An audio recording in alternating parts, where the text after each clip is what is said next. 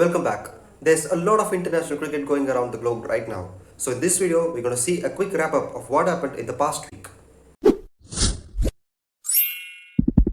First, Sri Lanka take the T20I series 2-1. This is the first time that they've beaten India in a T20I series, and it's also their first victory against India in any bilateral series considering all three formats since the last 13 years. Well, you can say that this team is an Indian B-side team, but still the team which played the last two T20Is is completely a depleted Indian team, because just imagine Bhuvneshwar Kumar batting at number 6 and Kuldeep Yadav batting at number 7. But a lot of credit should be given for both the teams, especially for India, because they could have easily aborted this series and they could have returned to India, but still they completed the series with the enough resources that they had. I'm sure that Sri Lankan cricket has gained a lot from this series. The amount of confidence they got by winning the series and the financial profit they got by telecasting these games in Sri Lanka.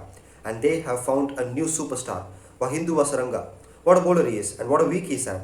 He became the number 2 bowler in T20 internationals by pushing Rashid Khan down, and the next day he celebrated his birthday in style. He picked up 4 wickets for just 9 runs, registered the best ever bowling figures by a bowler on his birthday. He's also impressed us with his bat on a couple of occasions in this T20I series. Second, Ben Stokes retires from international cricket, but for an indefinite period of time. After his heroics in the 2019 Ashes, Stokes has had a tough time in his career. He had a severe finger injury, he lost his father because of brain cancer, he lost his place in the Test 11 against Pakistan in home, and he had a pretty ordinary Test series against India earlier this year. To add with that, he withdraws from the upcoming Test series against India, and he's also asked for a break from all forms of the game for an indefinite period of time.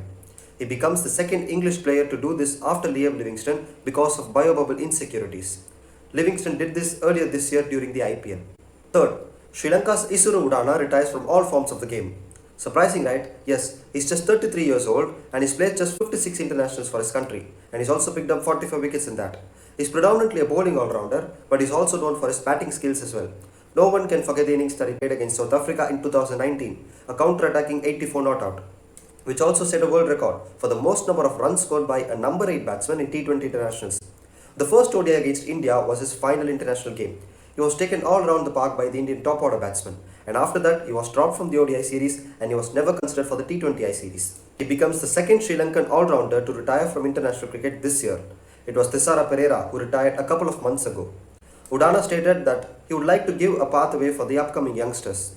Well, it's yet another setback, a big setback for Sri Lankan cricket, because Udana is an experienced T20I bowler.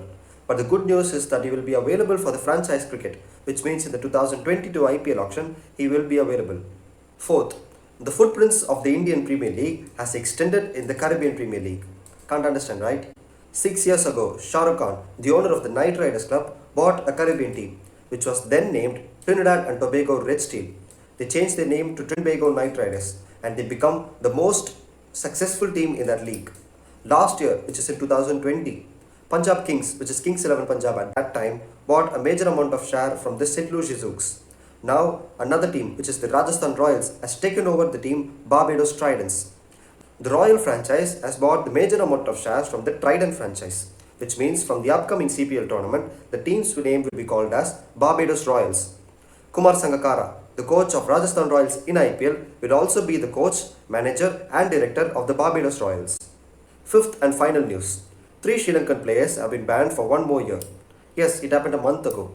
Kushal Mendis, Niroshan Tikwela and Danushka Gunatilaka were banned by ICC for breaching the bio bubble last month in England. But now they have been banned for 1 more year by the Sri Lankan board. For the next 6 months, they will not be available to play the domestic tournaments as well, which means for the next 18 months, they will be prohibited by Sri Lankan cricket.